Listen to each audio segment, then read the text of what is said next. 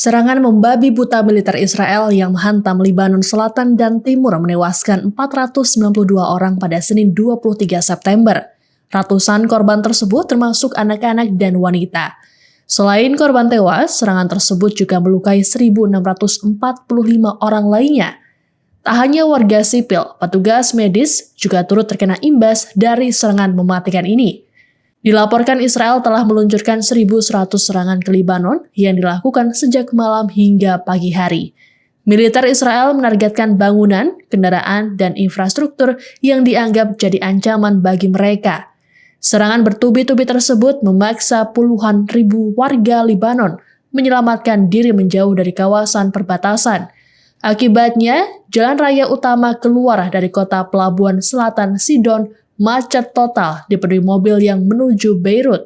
Eksodus ini pun jadi yang terbesar sejak pertempuran tahun 2006. Pemerintah Lebanon kemudian memerintahkan penutupan sekolah dan universitas setempat. Sejumlah pengungsian kemudian dibuka untuk menampung orang-orang dari selatan. Sementara itu, dalam pesan yang direkam, Perdana Menteri Israel Benyamin Netanyahu mendesak warga sipil Lebanon untuk menjauh dari tempat berbahaya. Netanyahu memastikan mereka dapat kembali ke rumah dengan selamat seusai operasi selesai. I have a message for the people of Lebanon.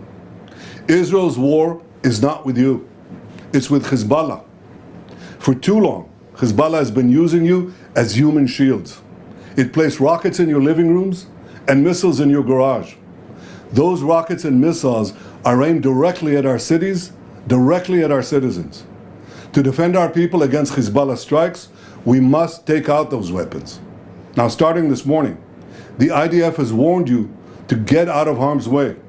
I urge you, take this warning seriously. Don't let Hezbollah endanger your lives and the lives of your loved ones. Don't let Hezbollah endanger Lebanon. Please, get out of harm's way now. Once our operation is finished, you can come back safely to your homes. Panglima senior Hizbullah Ali Karaki dilaporkan lolos dari maut seusai ditargetkan oleh IDF dalam serangan di kota Beirut, Lebanon, Senin 23 September. Adapun Karaki dikenal sebagai pemimpin Front Selatan dan anggota Dewan Jihad Hizbullah. Ia juga disebut sebagai orang nomor 3 di kelompok Hizbullah. Pasukannya akan berada di garis terdepan jika Israel menginvasi Lebanon Selatan. Saat serangan terjadi, dilaporkan ada 3 rudal yang ditembakkan ke tempat Karaki. Sejumlah orang dikabarkan mengalami luka-luka, namun Hizbullah mengklaim Karaki baik-baik saja. Pernyataan ini muncul setelah IDF mengklaim telah berhasil menghabisi nyawa Karaki. New York Times mengatakan jika Karaki tewas, maka akan menjadi pukulan keras bagi Hizbullah. Karaki jadi salah satu panglima senior Hizbullah yang dikabarkan masih hidup setelah beberapa kali upaya pembunuhan oleh Israel. Sebelumnya, Komandan Hizbullah Fuad Shukr tewas pada bulan Juli, sedangkan Panglima Ibrahim Aqil tewas pada pekan lalu. Di tengah meningkatnya tensi ketegangan antara Israel dan Hizbullah, Presiden Amerika Serikat Joe Biden dan Presiden Uni Emirat Arab Sheikh Mohammed bin Zayed Al Nahyan melakukan pertemuan.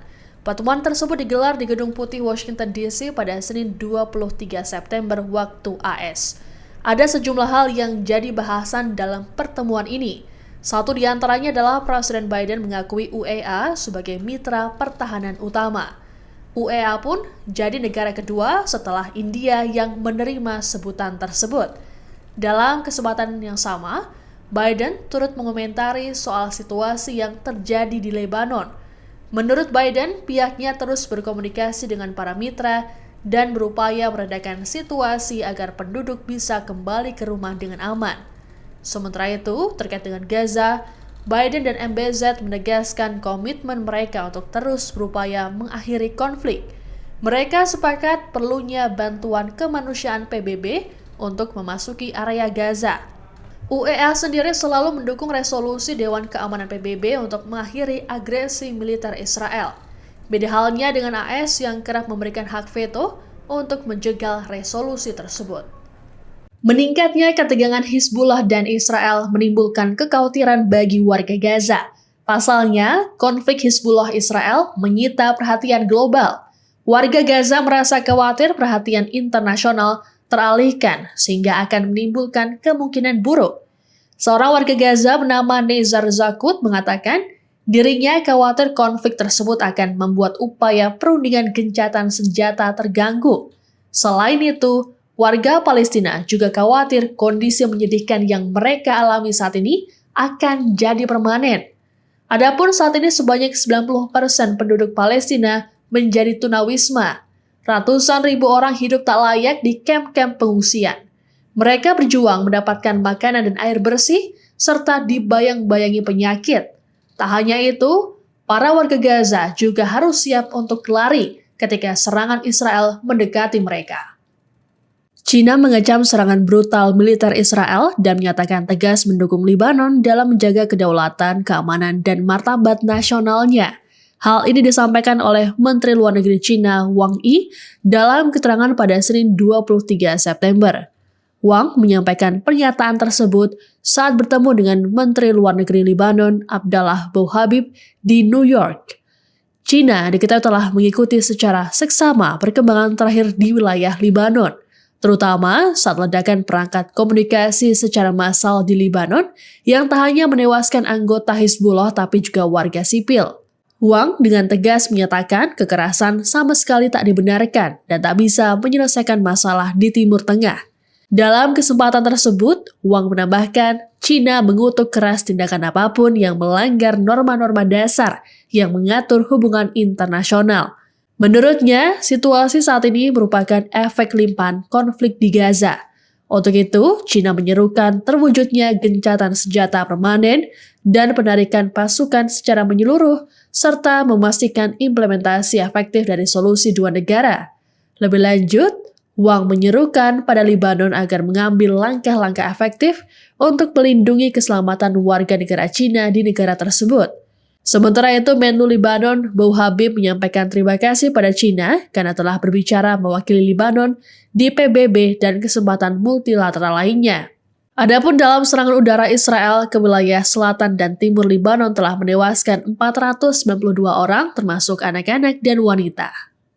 Perdana Menteri Israel Benyamin Netanyahu memperingatkan warganya bahwa akan menghadapi masa-masa sulit seusai serangan terhadap Hizbullah di Lebanon pada Senin 23 September.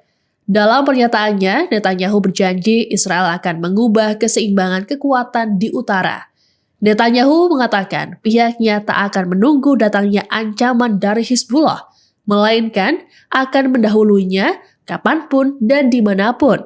Menurut Netanyahu, serangan terhadap Hizbullah yang terjadi pada Senin kemarin bertujuan untuk menghancurkan persenjataan yang digunakan untuk menyerang Israel.